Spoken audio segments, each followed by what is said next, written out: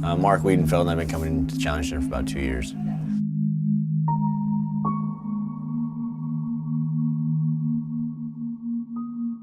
I ended up in a wheelchair, wrecking on a motorcycle out in the desert the day after my wedding.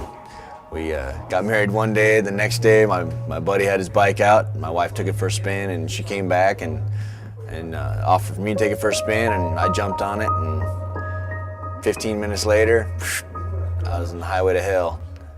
From then on, it was a serious turn of events, and yeah, this your whole plan of what you thought you had in life. Let's try it again. You're starting all over now, so.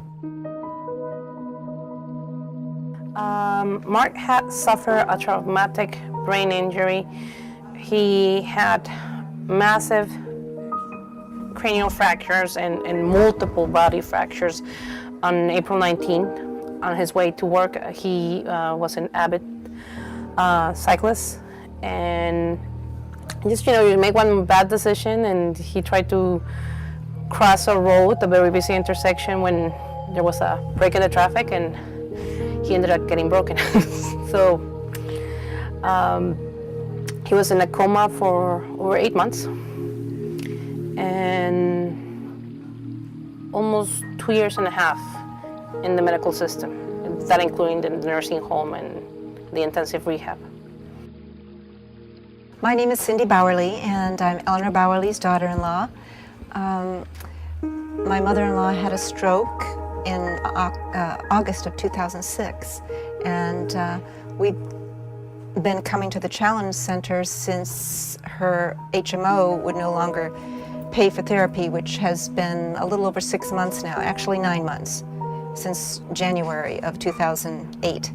I had a stroke 2 years ago. I was in a rehab, and I also was in a therapy with the insurance. And then the insurance cut us off because I guess that was as much as I could go.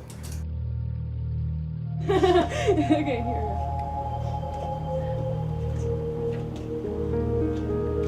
Sorry, so I just keep losing every time. I don't know how you make so much points off one word. So I was for you.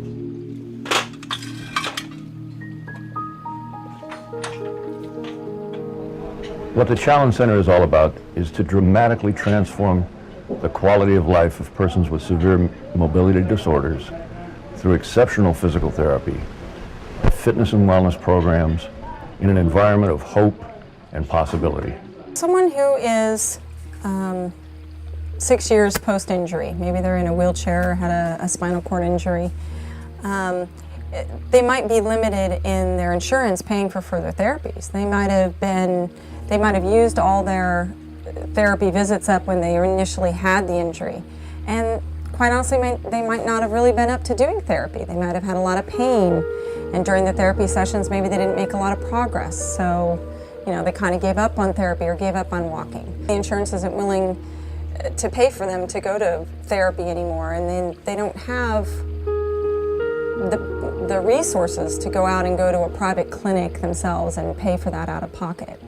The Challenge Center difference is that there is no time frame here other than what it takes to accomplish the task. When you have a traumatic brain injury patient, and any patient that came from a severe trauma, and the patient sees a different person, not only every hour, but every other day, you change therapists, there's not a trusting bond that you can form as a patient and therapist, which you need. I mean, if the person is going to tell you you're not going to fall down, you have to be trusting of that person, but if the person is not there the next day, you kind of start doubting what they say. And the way the therapy is set here, your therapist stays with you, and I mean, you become the case of the therapist, and there's a real bond that forms. I mean, it's not only his success, but it's the team's success. And I mean, believe me, when Mark did his first standing up and take the first step, was me and 2 other people who were crying. I mean, it's a shared experience, and I don't think I could have gotten that in an impersonal setting where he's just, well, pretty much a number, something like that. That's the kind of thing we get from here. When we come here and I watch what they do with her, it just makes me feel so good inside that I see her building up her confidence, because she's, and she still is scared sometimes. She doesn't have that sensation on her left side, and it's just so wonderful to see her gaining confidence. They keep building her up. They don't say to her, well, this is as far as you can go. They keep saying, try it. You can do this. You can do this a little bit more, and pushing her a little bit more. And then she does it. And it makes us all feel, wow, this is great.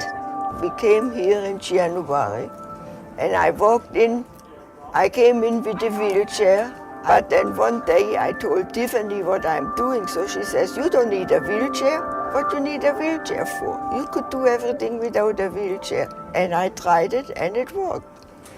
And so I really must recommend that. Challengers really did a lot for me. Everybody that comes down here to the Challenge Center is all down here for the same reason. Everyone's down here to better themselves, to advance themselves, to rehabilitate themselves.